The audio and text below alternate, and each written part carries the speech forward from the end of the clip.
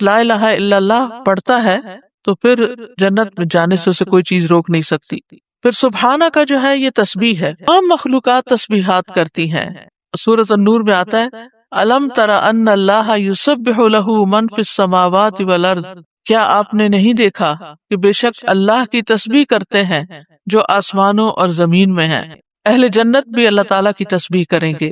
جنت والوں کا تذکرہ کرتے ہوئے اللہ تعالیٰ فرماتے ہیں دعواہم فیہا سبحانک اللہم وتحیتہم فیہا سلام.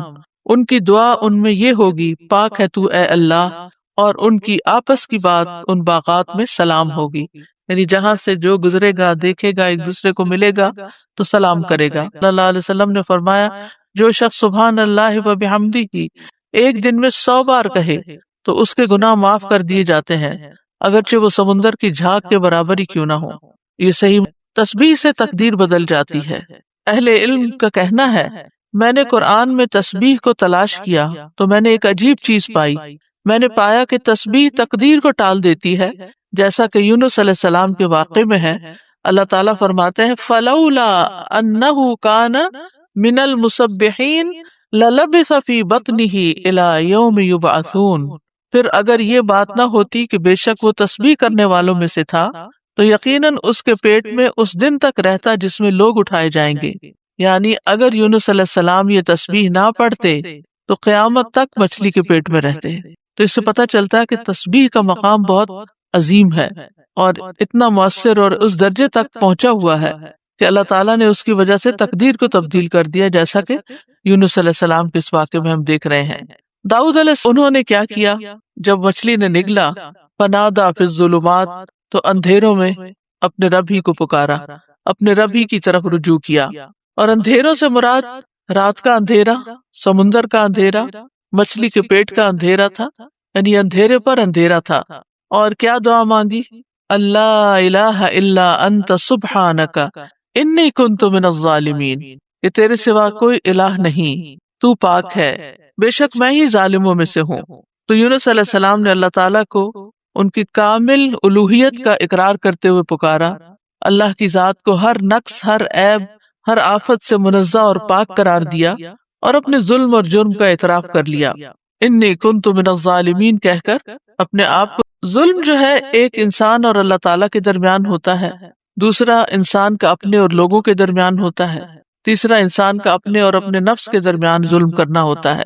تو بہرحال جب انہوں نے اپنی غلطی کا اعتراف کیا تو اللہ تعالیٰ فرماتے ہیں نیکسٹ آیت میں فاستجبنا لہ، تو ہم نے اس کی دعا قبول کر لی. سبحان اللہ، یعنی انہوں نے جو ہی خطا کا اعتراف کیا اللہ سبحانہ تعالیٰ ان سے راضی ہو گئے. وَنَجَّيْنَاهُ مِنَ الْغَمِّ، اور ہم نے اس کو غم سے نجات دی. وَكَذَلِكَ نُنْجِي الْمُؤْمِنِينَ، اور ہم مومنوں کو اسی طرح نجات دیتے ہیں. تو یہاں دراصل مومنوں کو ایمان لانے، اس پر ثابت قدم رہنے اور اس دعا کو زیادہ سے زیادہ پڑھنے کی ترغیب دی جا رہی ہے، کیونکہ وہ جان چکے ہیں کہ یونس علیہ السلام کو اس کلمے کی وجہ سے نجات ملی تھی. اور یہ ہر اس مومن کے لیے خوشخبری ہے، وعدہ ہے جو کسی بھی تکلیف اور غم میں مبتلا ہو جائے تو وہ ان الفاظ کے ساتھ اپنے رب کو پکارے تو رب ضرور اس کو اس تکلیف سے نجات دے گا، کیونکہ یہ رب کا وعدہ ہے. کذالک ننجی المؤمنین، ہم اسی طرح بچائیں گے، نجات دیں گے مومنوں کو.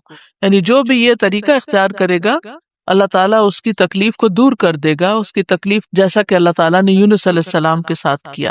تو اس آیت میں اس بات کی دلیل ہے کہ تحلیل یعنی لا الہ الا اللہ کا پڑھنا اور تسبیح سبحانہ کا پڑھنا ہر غم کو دور کر دیتے ہیں، تکلیفوں اور پریشانیوں سے نجات دیتے ہیں. تو جو شخص اللہ کی کتاب پر ایمان لائے اس کے لیے یہی مناسب ہے کہ وہ اس دعا کو سختیوں میں اپنی پناہ گاہ بنائے اور خوشحالی میں اس کو اپنی سواری بنائے، اس وعدے پر بھروسہ کرتے ہوئے جو اللہ نے مومنوں کے ساتھ کیا ہے کہ وہ اس دعا کے پڑھنے والے کو قبولیت میں یونس علیہ السلام کے ساتھ ملا دیں گے. یعنی جیسے ان کو نجات ملی انہیں بھی مل جائے گی. یونس علیہ السلام سے ایک خطا ضرور ہوئی لیکن انہوں نے اس کا اعتراف کیا تو اللہ سبحانہ تعالیٰ نے ان کو دوبارہ چن لیا. نبی صلی اللہ علیہ وسلم نے فرمایا کسی شخص کے لیے یہ کہنا جائز نہیں کہ میں یونس بن متی سے بہتر ہوں، کہ میں نے وہ غلطی نہیں کی جو ان سے ہو گئی تھی. تو یہ یونس علیہ السلام کی دعا ہے، لا الہ الا انت سبحانک انی کنت من الظالمین. نبی صلی اللہ علیہ وسلم نے فرمایا ذُنُّون کی دعا جب وہ مچھلی کے پیٹ میں تھے، یعنی لا الہ الا انت سبحانک انی کنت من الظالمین، جب بھی کوئی مسلمان کسی معاملے میں ان الفاظ کے ساتھ اپنے رب سے دعا کرے، وہ دعا اس کے لیے ضرور قبول ہوگی، یعنی یہ دعا کی قبولیت کا ذریعہ بھی ہے۔ یہ دکھ دور کرنے والے کلمات ہیں۔ رسول اللہ صلی اللہ علیہ وسلم نے فرمایا، کیا میں تمہیں ایسی چیز نہ بتاؤں کہ جب تم میں سے کسی آدمی کو دکھ اور پریشانی اور دنیا کی آزمائشوں میں سے کوئی آزمائش آئے تو وہ اس دعا کو پڑھے تو اس کی تکلیف دور ہو جائے گی؟ تو آپ سے کہا گیا کیوں نہیں؟ آپ نے فرمایا وہ مچھلی والے کی دعا ہے، لا الہ الا انت سبحانک انی کنت من الظالمین، تیرے سوا کوئی الہ نہیں، تو پاک ہے، بے شک میں ہی ظالموں میں سے ہوں۔ طبری کہتے ہیں کہ سلف صالحین ان الفاظ کے ساتھ دعا مانگتے تھے اور اس دعا کو دعائے کرب کہا کرتے تھے، یعنی تکلیف دور کرنے والی دعا کا نام دیتے۔ اور لا الہ الا اللہ جو ہے یہ افضل ترین ذکر ہے، اس کے ذریعے بھی بندے کو پریشانیوں اور غموں سے چھٹکارا ملتا ہے۔ یہاں پر ہم دیکھتے ہیں کہ یونس علیہ السلام کچھ مانگ نہیں رہے، صرف اللہ کی تعریف کر رہے ہیں اور اپنی خطا کا اعتراف کر رہے ہیں۔ تو یاد رکھیے اہل علم کہتے ہیں کہ دعا کی دو قسمیں ہوتی ہیں، ایک دعائے ثنا اور دوسری دعائے طلب۔ ایک ہے اللہ تعالیٰ کی تعریف پر مبنی دعا اور دوسری درخواست، یعنی کچھ مانگنا اللہ سبحانہ و تعالیٰ سے یا طلب کرنا۔ تو دعائے ثنا کیا ہوتی ہے؟ جیسے یہ ہے لا الہ الا انت سبحانک انی کنت من الظالمین، اور جیسے لا الہ الا اللہ وحدہ لا شریک لہ لہ الملک و لہ الحمد وہو علی کل شیء قدیر، یہ عرفہ کے دن کی دعا ہے۔ اور دعائے طلب کیا ہے؟ جس میں انسان اللہ کا ذکر اور تعریف کر کے اس سے کچھ مانگتا ہے، یعنی اسپیسیفک دعا کرتا ہے۔ تو اس دعا میں ایک طرف لا الہ الا انت سبحانک ہے اور دوسری طرف اپنی خطا کا ارتکاب ہے۔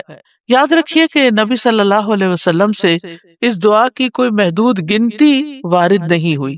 یونس علیہ السلام کے بارے میں بھی نہیں پتہ چلتا کہ انہوں نے کتنی دفعہ اس کو پڑھا، لیکن انہوں نے ایک دفعہ بھی جب اس کو پڑھا ہوگا پوری تڑپ کے ساتھ، پوری شدت کے ساتھ، تو اللہ سبحانہ تعالیٰ نے ان کی دعا قبول کر لی۔ تو اس لیے لازم اپنے اوپر نہ کیجئے کہ 1.25 دفعہ ہی ضرور اس کو پڑھنا ہے یا 100 دفعہ ہی ضرور پڑھنا ہے۔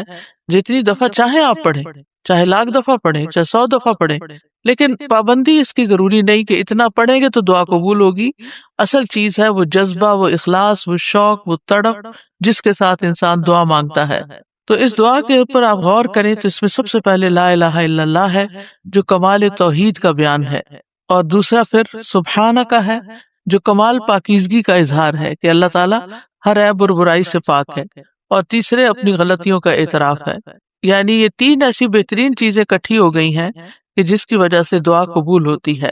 اور پھر اس میں ان چیزوں کو دراصل وسیلہ بنایا گیا ہے، اللہ کی توحید کا اقرار کر کے اس کو لا الہ الا اللہ کو وسیلہ بنایا گیا، تسبیح پڑھ کر وسیلہ بنایا گیا، انی کنت من الظالمین اپنی عبودیت کا اقرار کیا گیا اور اپنی غلطی کا اعتراف کیا گیا۔ تو یہ سب دراصل دعا کی قبولیت کے لیے ایک وسیلہ بن گیا۔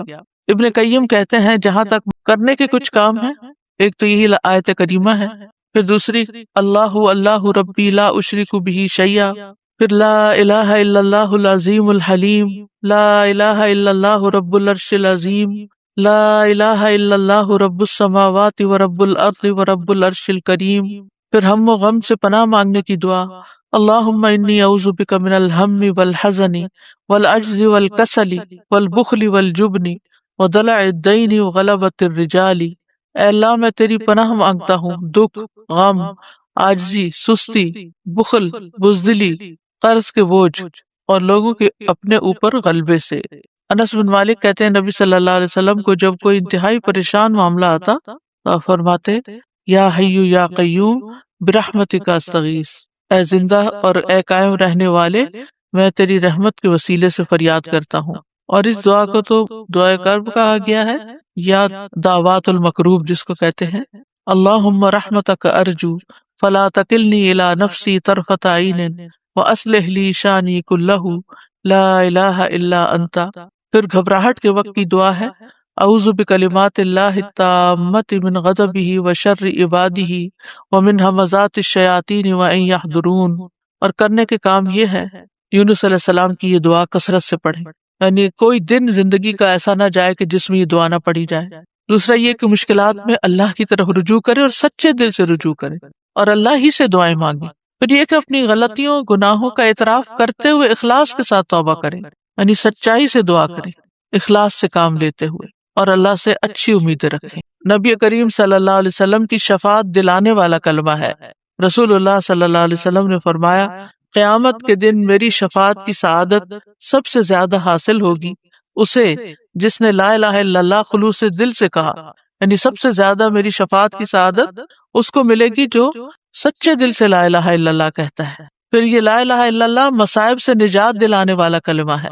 نبی صلی اللہ علیہ وسلم نے فرمایا، جس نے لا الہ الا اللہ کہا تو ایک دن یہ کلمہ اسے مصیبتوں سے ضرور نجات دلائے گا، اس سے پہلے جو ہو چکا وہ ہو چکا۔ پھر جنت میں لے جانے والا کلمہ ہے، من مات وهو يعلم انه لا الہ الا اللہ دخل الجنہ، جو شخص اس حال میں فوت ہوا کہ وہ جانتا تھا کہ اللہ کے سوا کوئی الہ نہیں، وہ جنت میں داخل ہوگا۔ ایک اور حدیث کے مطابق اس کلمے کی وجہ سے انسان کو آگ سے نکال لیا جائے گا، اور مرنے والے کو خاص طور پر اس کی تلقین کرنی چاہیے۔ نبی صلی اللہ علیہ وسلم نے فرمایا، اپنے مرنے والوں کو لا الہ الا اللہ کی تلقین کیا کرو، کیونکہ جو شخص لا الہ الا اللہ پڑھتا ہے تو پھر جنت میں جانے سے اسے کوئی چیز روک نہیں سکتی۔ پھر سبحانہ کا جو ہے یہ تسبیح ہے، تسبیح سے تقدیر بدل جاتی ہے۔ اہل علم کا کہنا ہے، میں نے قرآن میں تسبیح کو تلاش کیا تو میں نے ایک عجیب چیز پائی، میں نے پایا کہ تسبیح تقدیر کو ٹال دیتی ہے، جیسا کہ یونس علیہ السلام کے واقعے میں ہے۔ اللہ تعالیٰ فرماتے ہیں، فلولا انہ کان من المسبحین للبث فی بطنہ الی یوم یبعثون، پھر اگر یہ بات نہ ہوتی کہ بے شک وہ تسبیح کرنے والوں میں سے تھا تو یقیناً اس کے پیٹ میں اس دن تک رہتا جس میں لوگ اٹھائے جائیں گے۔ یعنی اگر یونس علیہ السلام یہ تسبیح نہ پڑھتے تو قیامت تک مچھلی کے پیٹ میں رہتے۔ تو اس سے پتہ چلتا ہے کہ تسبیح کا مقام بہت عظیم ہے اور اتنا مؤثر اور اس درجے تک پہنچا ہوا ہے کہ اللہ تعالیٰ نے اس کی وجہ سے تقدیر کو تبدیل کر دیا، جیسا کہ یونس علیہ السلام کے اس واقعے میں ہم دیکھ رہے ہیں۔ داؤد علیہ السلام کے ساتھ پہاڑ اور پرندے بھی تسبیح کرتے تھے، ان کے ساتھ ساتھ دہراتے تھے۔ سورۃ الانبیاء میں آتا ہے، وَسَخَّرْنَا مَعَ دَاوُودَ الْجِبَالَ يُسَبِّحْنَ وَالطَّيْرَ، ہم نے داؤد کے ساتھ پہاڑوں کو مسخر کر دیا جو تسبیح کرتے تھے۔ زمین آسمان کی تمام مخلوقات تسبیحات کرتی ہیں۔ سورۃ النور میں آتا ہے، أَلَمْ تَرَ أَنَّ اللَّهَ يُسَبِّحُ لَهُ مَنْ فِي السَّمَاوَاتِ وَالْأَرْضِ، کیا آپ نے نہیں دیکھا کہ بے شک اللہ کی تسبیح کرتے ہیں جو آسمانوں اور زمین میں ہیں۔ زکریا علیہ السلام کے بارے میں آتا ہے کہ انہوں نے اپنی قوم کو بھی تسبیح کی تلقین کی، ان سبحوا بکرۃ وعشیا، یہ سورۃ مریم کی آیت نمبر 11 ہے۔ موسیٰ علیہ السلام کی دعا میں بھی ہم دیکھتے ہیں، وہ کہتے ہیں، وَاجْعَل لِّي وَزِيرًا مِّنْ أَهْلِي هَارُونَ أَخِي أُشْدُدْ بِهِ أَزْرِي وَأَشْرِكْهُ فِي أَمْرِي كَيْ نُسَبِّحَكَ كَثِيرًا وَنَذْكُرَكَ كَثِيرًا، اور میرے لیے میرے گھر والوں میں سے ایک بوجھ ہٹانے والا بنا دے، ہارون کو جو میرا بھائی ہے، اس کے ساتھ میری پشت مضبوط کر دے اور اسے میرے کام میں شریک کر دے، تاکہ ہم تیری بہت زیادہ تسبیح کریں، یعنی مل کے تیری تسبیح کریں۔ اہل جنت بھی اللہ تعالیٰ کی تسبیح کریں گے۔ جنت والوں کا تذکرہ کرتے ہوئے اللہ تعالیٰ فرماتے ہیں، دعواہم فیہا سبحانک اللہم وتحیتہم فیہا سلام، ان کی دعا ان میں یہ ہوگی، پاک ہے تو اے اللہ، اور ان کی آپس کی بات ان باغات میں سلام ہوگی، یعنی جہاں سے جو گزرے گا دیکھے گا ایک دوسرے کو ملے گا تو سلام کرے گا۔ فرشتے بھی اپنے رب کی تسبیح کرتے ہیں، والملائکۃ یسبحون بحمد ربہم ویستغفرون لمن فی الارض، فرشتے اپنے رب کی حمد کے ساتھ تسبیح کرتے ہیں اور ان لوگوں کے لیے بخشش کی دعا کرتے ہیں جو زمین میں ہیں۔ تسبیح کے بہت سے فائدے بھی ہیں۔ اللہ کے ہاں قربت اور فضیلت پانے کا آسان راستہ ہے۔ رسول اللہ صلی اللہ علیہ وسلم نے فرمایا، تم لوگ اللہ کی عظمت کا جو ذکر کرتے ہو، یعنی تسبیح، تحلیل اور تحمید کے الفاظ کہتے ہو، وہ عرش کے ارد گرد چکر لگاتے ہیں۔ ان کلمات کی ایسی بھنبھناہٹ ہوتی ہے جیسے شہد کی مکھیوں کی بھنبھناہٹ۔ وہ کلمات اپنے ذکر کرنے والے کی اللہ کے ہاں یاد دلاتے ہیں۔ کیا تم میں سے کوئی نہیں چاہتا کہ اس کے لیے کوئی ایسا ہو یا ہمیشہ اللہ کے ہاں اس کی یاد دلائی جاتی رہے؟ تو تسبیح سے یہ چیز ہوتی ہے۔ پھر دل کی گھٹن اور تنگی کا علاج بھی ہے۔ قرآن مجید میں آتا ہے، وَلَقَدْ نَعْلَمُ أَنَّكَ يَضِيقُ صَدْرُكَ بِمَا يَقُولُونَ، فسبح بحمد ربک وکن من الساجدین وَاعْبُدْ رَبَّكَ حَتَّى يَأْتِيَكَ الْيَقِينُ، اور بلا شبہ یقیناً ہم جانتے ہیں کہ بے شک تیرا سینہ اس سے تنگ ہوتا ہے جو وہ کہتے ہیں، بس اپنے رب کی حمد کے ساتھ تسبیح کرو اور سجدہ کرنے والوں میں شامل ہو جاؤ اور اپنے رب کی عبادت کرو یہاں تک کہ تیرے پاس یقین آ جائے۔ پھر اسی طرح پریشانی، ڈر اور خوف دور کرنے کا ذریعہ ہے۔ رسول اللہ صلی اللہ علیہ وسلم نے فرمایا، جو رات سے خوف کھائے کہ وہ اسے پریشان کرے گی، یا مال خرچ کرنے سے بخل کرے، یا دشمن سے مقابلہ کرنے سے ڈرے، تو اسے چاہیے کہ وہ اس قول کی کثرت کر دے، سبحان اللہ و بحمدہ، کیونکہ یہ اللہ کے نزدیک سونے کا پہاڑ اللہ عز و جل کے راستے میں خرچ کرنے سے زیادہ محبوب ہے۔ اور کس کے پاس سونے کا پہاڑ ہے ہمارے ہاں، لیکن اگر ہم یہ تسبیح پڑھتے ہیں تو انشاءاللہ اتنا بڑا اجر و ثواب ملے گا۔ پھر اسی طرح تسبیح کے بہت سے فائدے بھی ہیں۔ اللہ کے ہاں قربت اور فضیلت پانے کا آسان راستہ ہے۔ رسول اللہ صلی اللہ علیہ وسلم نے فرمایا، تم لوگ اللہ کی عظمت کا جو ذکر کرتے ہو، یعنی تسبیح، تحلیل اور تحمید کے الفاظ کہتے ہو، وہ عرش کے ارد گرد چکر لگاتے ہیں۔ ان کلمات کی ایسی بھنبھناہٹ ہوتی ہے جیسے شہد کی مکھیوں کی بھنبھناہٹ۔ وہ کلمات اپنے ذکر کرنے والے کی اللہ کے ہاں یاد دلاتے ہیں۔ کیا تم میں سے کوئی نہیں چاہتا کہ اس کے لیے کوئی ایسا ہو یا ہمیشہ اللہ کے ہاں اس کی یاد دلائی جاتی رہے؟ تو تسبیح سے یہ چیز ہوتی ہے۔ پھر دل کی گھٹن اور تنگی کا علاج بھی ہے۔ قرآن مجید میں آتا ہے، وَلَقَدْ نَعْلَمُ أَنَّكَ يَضِيقُ صَدْرُكَ بِمَا يَقُولُونَ فَسَبِّحْ بِحَمْدِ رَبِّكَ وَكُن مِّنَ السَّاجِدِينَ وَاعْبُدْ رَبَّكَ حَتَّى يَأْتِيَكَ الْيَقِينُ، اور بلا شبہ یقیناً ہم جانتے ہیں کہ بے شک تیرا سینہ اس سے تنگ ہوتا ہے جو وہ کہتے ہیں، بس اپنے رب کی حمد کے ساتھ تسبیح کرو اور سجدہ کرنے والوں میں شامل ہو جاؤ اور اپنے رب کی عبادت کرو یہاں تک کہ تیرے پاس یقین آ جائے۔